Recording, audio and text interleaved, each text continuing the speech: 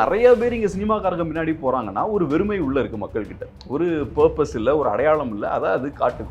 So யங்ஸ்டர்ஸுக்கு ஒரு purpose இல்லை, நம்ம சொசைட்டினால அதை கிரியேட் பண்ண முடியல, பெரிய ஒரு எம்டினஸ் இருக்குன்றத காட்டுது. 60s 50s ஏன் தமிழர்கள் நல்லா பெட்டராக ஃபங்க்ஷன் பண்ணாங்க, ஏன் மோர் பொலிட்டிக்கல் அவேராக இருந்தாங்க? ஏன்னா அந்த மாதிரியான ஒரு ஜங்ஷனில் போய் சொசைட்டி மாட்டு சூழல் அப்படி இருந்துச்சு. ஸோ அப்போ மக்கள் பொலிட்டிசைஸ் ஆகுறாங்க, மக்கள் அரசியல் பேச ஆரம்பிக்கிறாங்க, பெரிய பெரிய தலைவர்களை உருவாக்குறாங்க 60s 50s. ஸோ சொசைட்டி அந்த மாதிரியான ஒரு இடத்துக்கு போகும்போது நேச்சுரலாக சொசைட்டியில் கூடிய பெஸ்ட் எலிமெண்ட்ஸ் இருப்பாங்கல்ல, பெஸ்ட் எலிமெண்ட்ஸ்லாம் வெளில வர ஆரம்பிப்பாங்க. சொசைட்டியில் பிரச்சனை இல்லாமல் எல்லாம் ஒரு ஸ்மூத்தாக போகும்போது பெஸ்ட் எலிமெண்ட்ஸ்லாம் வரமாட்டாங்க, இந்த சாதாரண மீடியாக்கர்ஸ்லாம் வெளில வருவாங்க. ஓகே. ஸோ நான் இன்னும் அந்த மாதிரியான பெரிய கிரைசிஸ் வரலன்னு பார்க்குறேன். ஆனால் கிரைசிஸ் வருவதற்கான எல்லா அறிகுறிகளும் தெரியுது. நல்ல விழிப்புணர்வோடு இருக்கவன் நல்ல லீடர் தான் ஏற்றுப்பான். இன்னைக்கு நம்ம மோசமான லீடர்ஸ் ஏற்றுக்கிறோம், நம்ம விழிப்புணர்வோட இல்லை. இந்த மதத்தின் பின்னாலேயும் ஜாதியின் பின்னாலேயும் மொழியின் பின்னாலேயும் கூட ஒன்று சேராதவங்க இந்த ரசிகனா பெருங்கூட்டம் ஒன்று சேர்வதற்கான வாய்ப்பை நம்ம பார்க்க முடியும். விஜய்க்கு அதுதான் நிகழ்ந்துட்டு இருக்குன்னு கூட எனக்கு தோணுது. இன்னைக்கு பிஜேபி தமிழகத்தில் பண்ணக்கூடிய அரசியல் இருக்கு. ஃபார் எக்ஸாம்பிள் அந்த ஸ்கூலில் ஒரு குழந்தை இறந்த பொழுது மதமாற்ற பயிற்சி அந்த பொண்ணு தற்கொலை பண்ணுன்னு சொல்லும் பொழுது அதை இங்கே நம்ம எகென்ஸ்டாக தான் பேசணும். அண்ணாமலை பேசும்போது அதில் அதுக்கு டியூன் ஆகிற கூட்டத்தை விட விஜய் பேசும்போது அதுக்கு டியூன் ஆகிற கூட்டம் அதை எந்த நிகழ்வுலையும் பார்த்தோம். விஜய் அந்த வீடியோ ரிலீஸ் பண்ண உடனே செந்தில் பாலாஜி ஒரு ரியாக்ஷனை கொடுக்குறாரு. ஒரு உட்கார்றாரு, நீட்டாக ஒரு ப்ரெசன்டேஷனை ரெடி பண்ணுறாரு. இந்த பிரச்சனைகளுக்கு இதுதான் பதில், நீங்கள் சொல்கிற மாதிரி லைட்டு போகலை, நீங்கள் சொல்கிற மாதிரி செருப்பு எரிஞ்சது இந்த டைமில் எரிஞ்சாங்க அந்த டைமில் விளக்கம் கொடுக்குறாரு. இப்போ விஜயோட ஆர்கியூமெண்ட் என்ன, கரூரில் மட்டும்தான் அந்த பிரச்சனை நடக்குது, ஸோ உங்ககிட்ட ஆமாம் அங்கே மறைமுகமாக செந்தில் பாலாஜி காரணம்னு ஹிண்ட் பண்ணுறீங்க. செந்தில் பாலாஜி மாதிரியே உங்களுக்கு ஏன் எக்ஸ்பிளேஷன் கொடுக்க முடியல? அதை செய்கிறது உங்கள் கட்சியில் ஏன் ஒருத்தன் கூட இல்லை? இவர் பிஜேபி சைடு போனாங்கன்னா பிஜேபிக்கு அது வலுசு இருக்கும். நான் சொன்னது போல இவங்ககிட்ட கொஞ்சம் ஓட்ஸ் இருக்கு.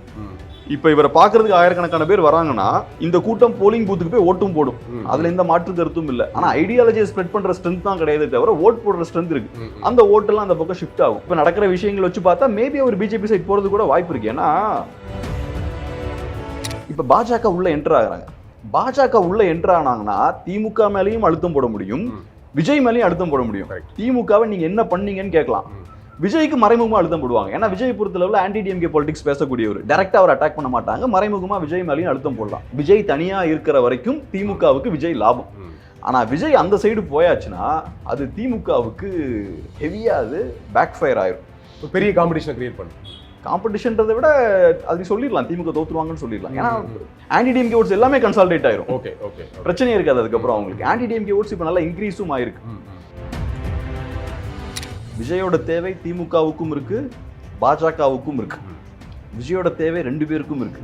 எப்பவுமே நம்மளோட தேவை சுத்தி இருக்கக்கூடிய பவர் சென்டர்ஸ்க்கு இருந்ததுன்னா நம்ம நினைச்சாலுமே நம்மளை அழிச்சிக்க முடியாது, அவங்க நம்மளை பாதுகாப்பா வச்சுப்பாங்க. ஆமா, ஏன்னா நம்மளோட தேவை அவங்களுக்கு இருக்குன்னா நம்மளை பத்திரமா அவங்க பார்த்துப்பாங்க. விஜயோட தேவை இன்னைக்கு இங்க இருக்கக்கூடிய பவர் சென்டர்ஸுக்கு இருக்கு, அதனால அவங்க டெஃபினட்டா விட மாட்டாங்க. இந்த எமோஷன்ஸ் ஃபீலிங்ஸ்லாம் சாதாரண மனிதர்கள் தான். ஒரு ஸ்டெப்புக்கு அப்புறம் ஏறி ஏறி மேலே போயிட்டீங்கன்னா உங்களோட எமோஷன்ஸ் ஃபீலிங்ஸ்லாம் கொண்டு தான் நீங்கள் மேலே ஏறுவீங்க. நான் அதை தப்புன்னு சொல்ல வரல, மேலே ஏற ஏற அந்த கேரக்டர் இருக்கணும். நீங்கள் வெளியில் வேணால் எமோஷனலாக காட்டிக்கலாம், நம்ம அமைச்சர்கள்லாம் அழுதுடுத்து ஆக்டெல்லாம் கொடுத்தாங்க பாருங்கள், அந்த மாதிரிலாம் பண்ணலாம். ஆனால் உள்ளுக்குள்ளே கல்லாக தான் இருப்பாங்க.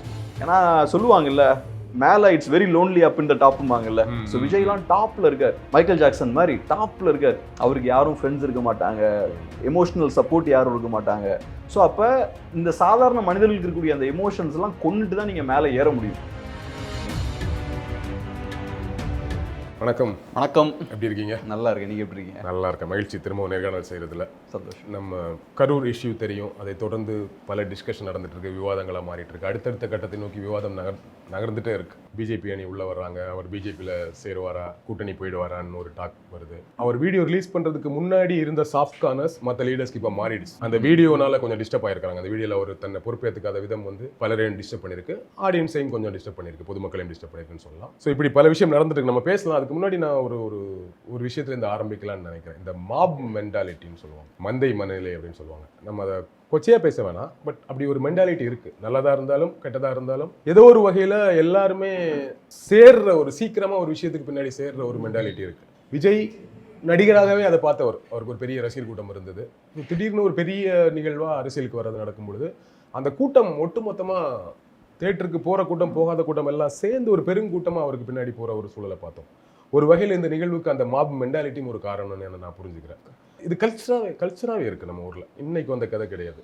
அரசியலாக இருந்தாலும் சினிமாவாக இருந்தாலும் கல்ச்சராகவே இருக்குது. அது இப்படி ஒரு இஷ்யூ நோக்கி நகரும்போது நம்ம அதை டிஸ்கஸ் பண்ணணும்னு நினைக்கிறேன். எப்படி புரிஞ்சுக்கிறீங்க அந்த மென்டாலிட்டியை? ஃபஸ்ட்டு பேசலாம். அதான் இப்போ நிறைய விதமான அடிக்ஷன் இருக்குது. ட்ரக் அடிக்ஷன் இருக்குது, ஆல்கஹால் அடிக்ஷன் இருக்குது, சில பேருக்கு போனோகிராஃபி அடிக்ஷன் இருக்கும்.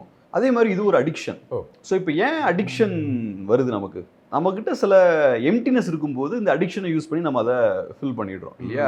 ஸோ இப்போ சில பேர் சொல்லுவாங்க இந்த மாதிரி என் பையனை இவங்க தான் கெடுத்துட்டாங்க, குடிக்க கற்றுக் கொடுத்துட்டாங்க அப்படின்னு சொல்லுவாங்க. ஆக்சுவலாக அது உண்மை கிடையாது. சில பேர் அந்த சில பேருக்கு தேவை இருக்காது. எனக்கு ரியல் லைஃப்பில் நிறையா வெறுமை எம்டினஸ்லாம் இருக்கும்போது அதை நான் செயற்கையாக ஒரு இமேஜினரி வேர்ல்டை உருவாக்கி ட்ரக்ஸ் அந்த வேர்ல்டு அந்த ஆல்டர்னேட்டிவ் கொடுக்குது. ஸோ அந்த மாதிரி நம்ம பண்ணுறோம். சினிமாவும் அந்த மாதிரியான ஒரு அடிக்ஷன் தான், சீரியஸான ஒரு அடிக்ஷன். ஸோ இப்போ ஏன் அந்த அடிக்ஷன் மக்களுக்கு தேவைப்படுது அப்படின்னா, என்ன பொறுத்தளவு இது பெரிய சயின்டிஃபிக்கலாக நான் பார்த்ததில்ல, ஒரு யோசிச்சிருக்கேன். நிறைய பேருக்கு பர்பஸ் இருக்காது லைஃப்பில். ஓகே, ஒரு இண்டிவிஜுவாலிட்டி, எனக்குன்ற ஒரு அடையாளமும் இருக்காது. இப்போ ஒருத்தனுக்கு இண்டிவிஜுவலாக ஒரு அடையாளம் இருக்கும்போது, எனக்குன்னு ஒரு ஒர்க் இருக்குது, எனக்குன்னு ஒரு அச்சீவ்மெண்ட் இருக்குது, நான் இந்தந்த விஷயங்கள் பண்ணுறேன், இதுதான் என்னோட அடையாளம் அப்படின்ற ஒரு விஷயம் இருக்கும். ஆனால் உங்களுக்கு ஒரு இண்டிவிஜுவாலிட்டியும் ஒரு பர்பஸும் இல்லை அப்படின்ற சூழல் ஏற்படும் போது, நான் ஒன்று சேர்ந்து மாஸ் காட்டுறேன் பாருங்க, அதுதான் என் அடையாளம். ஒரு கூட்டத்தில் போய் சேர்ந்து, ஆமாம், அந்த கூட்டம், அந்த கூட்டத்தோட பவர், அந்த கூட்டத்தோட ஸ்ட்ரென்த், அதுதான் என் அடையாளம். இப்போ நான் சின்ன வயசுல இந்த மாதிரி தான் வெறித்தனமான ரசிகனாக இருந்திருக்கேன். கமல்ஹாசன், ரஜினி, இவங்களுக்குலாம் வெறித்தனமான ரசிகனாக இருந்திருக்கேன். அப்போ அது ஒரு நம்ம பவர் கொடுக்குது. சின்ன வயசுல ஏன் சின்ன பசங்க ரொம்ப அடிக்டடாக இருக்காங்க? ஏன்னா சின்ன பசங்க வீக்காக இருப்பாங்க. ஏன்னா அவங்களுக்கு கெரியர் இருக்காது, ஃபினான்ஷியல் ஸ்ட்ரென்த் இருக்காது, கான்ஃபிடன்ஸ் பில்ட் ஆகிருக்காது, உங்களுக்கு ஒரு பர்பஸ் பில்ட் ஆகிருக்காது, என்னோட அடையாளம் இதுதான்றதெல்லாம் டெவலப் ஆகிருக்காது. ஸோ அதெல்லாம் இல்லாத போது அங்கே ஒரு பெரிய கூட்டம் இருக்கு, அதில் நான் போய் சேர்ந்துட்டேன்னா ஈஸியாக எனக்கு ஒரு அடையாளம் கிடைக்குது. ஓகே, நான் ரஜினி ஃபேன், நான் விஜய் ஃபேன், நான் ஒரு அஜித் ஃபேன் அப்படின்ற அடையாளம் கிடைக்குது. அது ஒரு பவரும் கொடுக்குது. அது ஒரு செயற்கையான பவர் கூட்டமாக இருக்கும்போது. அதனால இந்த மாதிரியான ஒரு விஷயம் நடந்துட்டு இருக்கு. ஸோ நிறைய பேர் இங்கே சினிமாக்காரங்க முன்னாடி போறாங்கன்னா ஒரு வெறுமை உள்ள இருக்கு மக்கள் கிட்ட, ஒரு பர்பஸ் இல்லை, ஒரு அடையாளம் இல்லை, அதை அது காட்டுது. ஸோ யங்ஸ்டர்ஸுக்கு ஒரு பர்பஸ் இல்லை, நம்ம சொசைட்டினால அதை கிரியேட் பண்ண முடியல, பெரிய ஒரு எம்டினஸ் இருக்குன்றத காட்டுது. இது எல்லா சொசைட்டிலையும் இருக்கும், நம்ம சொசைட்டியில் கொஞ்சம் அதிகமாக இருக்குன்னு பார்க்குறேன்.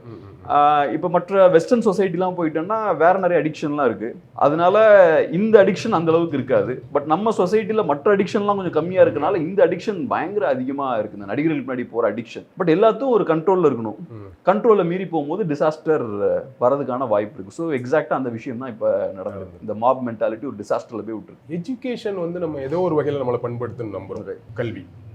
கல்வியும் உலகம் கைக்குள்ள வரும்பொழுது நம்ம பார்க்கக்கூடிய விஷயங்கள் நமக்கு தெரிஞ்சுக்கூடிய, முன்னாடி இவ்வளவு சோர்ஸ் கிடையாது, இவ்வளவு விஷயம் நமக்கு தெரியாது. இன்னைக்கு நம்ம நிறைய நல்ல விஷயங்களை கேள்விப்படுறோம், கெட்ட விஷயங்கள் பார்த்தா கூட நிறைய நல்ல விஷயங்களை கேள்விப்படுறோம், நிறைய படங்கள் பார்க்குறோம். அந்த படங்கள் மூலியமா நல்ல படங்களை பார்க்க முடியுது ஓடிடியில், நம்ம தமிழ் படங்கள் மட்டும் இல்லாம ஏதோ ஒரு வகையில் நிறைய இன்புட்ஸ் வருது, நட்பு ஒன்று உருவாகுது சோஷியல் மீடியா மூலமாவே சொல்றேன். பட் இது எல்லாமே இப்போ நான் உட்காந்து யூஸ் இதெல்லாம் ஏதோ ஒரு வகையில் நம்ம ஒரு நல்லதை நோக்கி நகர்த்த முடியும் இல்லையா? நல்லதை நோக்கி நகர்த்த முடியும், அதுக்கான பாசிபிலிட்டிஸ் இருக்கு இந்த சோஷியல் மீடியாலே சொல்றேன். எவ்வளோ நட்புகளை உருவாக்கலாம், பிஸ்னஸை கிரியேட் பண்ணலாம், இல்லை அதுக்கான வாய்ப்பு கூட இந்த சோஷியல் மீடியா உருவாக்கி தரும். இன்னொன்று படிப்பு, எல்லாருமே இன்னைக்கு படிச்சிடறோம். முன்னாடியாச்சும் படிக்காமல் இருந்தோம், கூப்பிட்டா போனாங்க, எல்லாமே பண்ணாங்க. இன்னைக்கு படிச்சதுக்கப்புறம் நடக்கிற நிகழ்வை பாருங்க, நல்ல விஷயத்துக்கு வரமாட்டான். முன்னாடி நல்ல விஷயத்துக்கெல்லாம் படிக்காதவர்கள் இருக்கும் பொழுது, படிப்பு குறைவாக இருந்தபோது வந்து நின்னாங்க, நல்ல விஷயத்துக்காக போராடுவதற்கு களத்தில் வந்து நின்னாங்க. இன்னைக்கு படிச்சதுக்கு அப்புறம் நல்ல விஷயத்துக்கு வரமாட்டானா, இந்த மாப் மென்டாலிட்டி வேற மாதிரி போகும்போது அப்போ இதை சரி பண்றதுக்கான ஏரியா என்னன்னு எனக்கு புரியல. எது இதை அப்போ சரி பண்ணும்? டெக்னாலஜியா இல்லை படிப்பா? எது இதை சரி பண்ணணும்னு டிஸ்கஸ் பண்ணணும். ஒரு இண்டிவிஜுவலுக்கும் சோஷியலுக்கும் கனெக்ஷன் இருக்கு. ஒரு இண்டிவிஜுவலா நம்ம ஃபேஸ் பண்ற ப்ராப்ளமை சொசைட்டி கலெக்டிவாகவும் ஃபேஸ் பண்ணும். இப்போ நான் என்ன பர்சனலாக அப்சர்வ் பண்ணதுல இருந்து, ஒரு இண்டிவிஜுவலா ஒரு பிரச்சனை இருக்குன்னா ஈஸி சொல்யூஷன் நோக்கி தான் ஃபஸ்ட்டு ஓடுவேன் நான், ஈஸியாக அதுலேருந்து தப்பிக்கிறது. இப்போ நான் கொஞ்சம் இன்ட்ரோவர்ட்டாக இருப்பேன். ஸோ அப்போ ஒரு ரிலேட்டிவாக பார்க்குறேன்னா தப்பிச்சு ஓடிடுவேன், அது ஈஸி எஸ்கேப். அது ஆனால் நீங்கள் அந்த இன்ட்ரோவர்ஷனை பிரேக் பண்ணி, அந்த வெட்கப்படுற அந்த கேரக்டர்லாம் பிரேக் பண்ணி நல்ல ஒரு நார்மலான ஒரு கான்வர்சேஷன் பில்ட் பண்ணணும்னா நீங்கள் நிறைய ஒர்க் பண்ணணும். ஸோ இனிஷியலாக ஃபர்ஸ்ட் ரியாக்ஷன் என்னவா இருக்கும்னா அங்கே தப்பிச்சு ஓடிடுவோம். ரெண்டாவது என்ன பண்ணுவோம், வளர நான் இப்படி தப்பிச்சு ஓடிக்கிட்டே இருந்தேன்னா என்னால் சொசைட்டியில் சரியாக ஃபங்க்ஷன் ஆக முடியாது, என்னால் கான்ஃபிடென்ட்டான ஒரு இண்டிவிஜுவலாக இருக்க முடியாது, என் கெரியர் க்ரோ ஆகாது. இதெல்லாம் நான் புரியும் போது கொஞ்சம் கொஞ்சமாக ஒர்க் பண்ண ஆரம்பிப்பேன். ஆனால் இனிஷியலாக நம்ம ஷார்ட்கட் தான் எடுப்போம். அப்புறம் ஒரு பாயிண்ட்டுக்கு அப்புறம் ஏதாவது ஒரு சிக்கல் வரும், ஃபேமிலி ப்ராப்ளம் வரும், ஃபினான்ஷியல் கன்ஸ்ட்ரெயின் வரும், கெரியரில் க்ரோ ஆக முடியாது, ரைட், வேற வழியே இல்லை, இந்த பலவீனத்தை ஓவர் ஓவர் கம் பண்ணி அடுத்த ஸ்டேஜுக்கு போகணுன்ற கட்டாயத்துக்கு வருவோம். நீங்க நான் எல்லாருமே இதை ஃபேஸ் பண்ணிருப்போம். ஒரு பாயிண்ட் வரைக்கும் ஓடிக்கிட்டே இருப்போம். அப்புறம் அடுத்த ஸ்டேஜுக்கு போகணுன்ற கட்டாயம் வரும்போது நம்மள நாமளே அடுத்த ஸ்டேஜுக்கு கொண்டு போவோம், டெவலப் பண்ணும். சொசைட்டியும் அப்படிதான். சொசைட்டில வாய்ப்பு இருக்கிற வரைக்கும் இந்த மாதிரி தான், தேவையில்லாத விஷயங்களை நோக்கி ஓடுறது, தேவையில்லாத பிரச்சனைகளை கொடுக்கறது. ஆனா ஏதோ ஒரு பாயிண்ட்ல நமக்கு எப்படி வேற வழியே இல்லைன்னு எல்லாம் கார்னர்ல மாற்றமோ அதே மாதிரி சொசைட்டி சில நேரங்களில் மாட்டிடும். 60s 50s ஏன் தமிழர்கள் நல்லா பெட்டரா ஃபங்க்ஷன் பண்ணாங்க, ஏன் மோர் பொலிட்டிக்கல் அவேரா இருந்தாங்க? ஏன்னா அந்த மாதிரியான ஒரு ஜங்ஷன்ல போய் சொசைட்டி மாட்டு சூழல் அப்படி இருந்துச்சு. 1930s ஏன் சொசைட்டி ஒரு ரைட் விங் போலரைசேஷன் நோக்கி ஓடுது? ஏன்னா அந்த மாதிரியான ஒரு ஜங்ஷன்ல போய் சொசைட்டி மாறுது. ஸோ அப்போ மக்கள் பொலிட்டிசைஸ் ஆகுறாங்க, மக்கள் அரசியல் பேச ஆரம்பிக்கிறாங்க, பெரிய பெரிய தலைவர்களை உருவாக்குறாங்க 60s 50sலாம். ஸோ சொசைட்டி அந்த மாதிரியான ஒரு இடத்துக்கு போகும்போது நேச்சுரலா சொசைட்டில கூடிய பெஸ்ட் எலிமெண்ட்ஸ் இருப்பாங்கல்ல, பெஸ்ட் எலிமெண்ட்ஸ்லாம் வெளில வர ஆரம்பிப்பாங்க. சொசைட்டில பிரச்சனை இல்லாம எல்லாம் ஒரு ஸ்மூத்தா போகும்போது பெஸ்ட் எலிமெண்ட்ஸ்லாம் வரமாட்டாங்க. இந்த சாதாரண மீடியாக்கர்ஸ்லாம் வெளில வருவாங்க. ஸோ நான் இன்னும் அந்த மாதிரியான பெரிய கிரைசிஸ் வரலன்னு பாக்குறேன். ஆனா கிரைசிஸ் வருவதற்கான எல்லா அறிகுறிகளும் தெரியுது. ஆனா ஒரு நல்ல ஒரு கிரைசிஸ் வரும்போது, பெரிய பிரச்சனைகள் வரும்போது சொசைட்டில இருக்கக்கூடிய பெஸ்ட் லீடர்ஸ், பெஸ்ட் எலிமெண்ட்ஸ் எல்லாரும் வெளியே வருவாங்க. அவங்க நல்ல லீடும் பண்ணுவாங்க, மக்களும் அதே மாதிரி விழிப்புணர்வோடு இருப்பாங்க. நல்ல விழிப்புணர்வோடு இருக்கவன் நல்ல லீடர் தான் ஏத்துப்பான். இன்னைக்கு நம்ம மோசமான லீடர்ஸ் ஏத்துக்கிறோம், நம்ம விழிப்புணர்வோட இல்ல. அது ஒரு கிரைசிஸ் வரும்போது இதெல்லாம் நடக்கும். கிரைசிஸ்ல இருந்து அரசியல் மாற்றமும் நடக்கும். நல்ல கரெக்டா சொன்னீங்க. நீங்க கரெக்டான பாயிண்ட் வந்து என்னோட அடுத்த கேள்வி அதுவா தான் இருந்தது. நம்ம ஊர்ல இங்க சாதி மதம் இருந்தா கூட, தமிழ்நாட்டில் சொல்றேன், நீங்க இன்னைக்கு சூழலுக்கு இங்க சாதியை சொல்லி ஒரு கட்சியை கிரியேட் பண்ணி அதை நீங்க ஒரு பெரிய கட்சியா மாற்ற முடியாது, பெருங்கூட்டத்தை அதுக்கு பின்னாடி சேர்க்க முடியாது. எனக்கு சாதிய உணர்வு, சாதிய வெறி இருந்தா கூட அதை வைத்து ஒரு பெரிய கூட்டத்தை கிரியேட் பண்ணி இங்க ஒரு பெரிய மாற்றத்தை கிரியேட் பண்ணிட முடியாது. மதத்தை வச்சும் பண்ண முடியாதுன்னு நம்புறோம். ஈவன் மொழியை வச்சு கூட பண்ண முடியுமா தெரியல, அது ஒரு சைட்ல நடந்துட்டே இருக்கு. ஆனா ஒரு வெற்றிடம் இருக்கிறத நான் பாக்குறேன். இங்க மாப் அப்படிங்கிற இந்த ரசிக மனப்பான்மை இருக்குல்ல, அவனுக்கு இதெல்லாம் இல்லாம அவனை ஒரு இடத்துல மட்டும் அவன் ஒரு பெருங்கூட்டம் அவனை ஒன்று சேர்க்க முடியுது. அது சினிமா கவர்ச்சி, அந்த ரசிக மனப்பான்மை. அது சினிமால இருந்து வந்ததா இருக்கலாம். ஏதோ ஒரு பர்சனுக்கு இந்த மதத்தின் பின்னாலேயும் ஜாதியின் பின்னாலேயும் மொழியின் பின்னாலேயும் கூட ஒன்று சேராதவங்க இந்த ரசிகனா பெருங்கூட்டம் ஒன்று சேர்வதற்கு ஒரு வாய்ப்பை நம்ம பார்க்க முடியுதுன்னு நினைக்கிறேன். அப்படி ஒரு விஷயம் இருக்கிறதா பார்க்குறேன், சேர்த்துக்க முடியும்னு தோணுது. விஜய்க்கு அதுதான் நிகழ்ந்துட்டு இருக்குன்னு கூட எனக்கு தோணுது. அப்போ இந்த மாப் இன்னைக்கு பிஜேபி தமிழகத்தில் பண்ணக்கூடிய அரசியல் இருக்கு. ஃபார் எக்ஸாம்பிள், அந்த ஸ்கூல்ல ஒரு குழந்தை இறந்த பொழுது அதை மதமாற்றத்துக்கான முயற்சி பண்ணி மதமாற்ற முயற்சி அந்த பொண்ணு தற்கொலை பண்ணுன்னு சொல்லும் பொழுது அதை இங்க நம்ம எகென்ஸ்டா தான் பேசணும். எல்லாரும் அதுக்கு சப்போர்ட்டா போய் நிற்கல, அதுக்குள்ள உட்காந்து வேலை செய்யறோம், அது தவறுன்னு ப்ரூவ் பண்றோம்.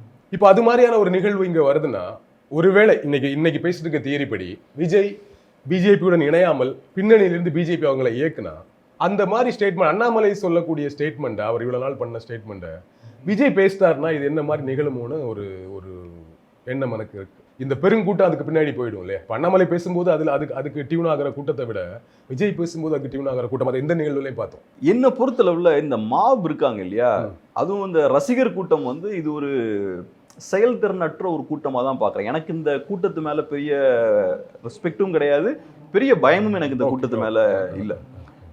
இப்போ பாஜகவால் ஒரு இம்பேக்டை ஏற்படுத்த முடியுதுன்னா, நெகட்டிவ் இம்பேக்ட் நீங்கள் சொல்கிறது, அது ஒரு ஆர்கனைஸ்டான ஒரு பார்ட்டி, வெல் ட்ரெயின்டு கேடர்ஸ் இருக்காங்க, அவங்களால இன்ஃபர்மேஷனை ஸ்ப்ரெட் பண்ண முடியும், மக்கள்கிட்ட பேச முடியும், பிரெயின் வாஷ் பண்ண முடியும், பெரிய ஒரு ஹிஸ்ட்ரி இருக்குது.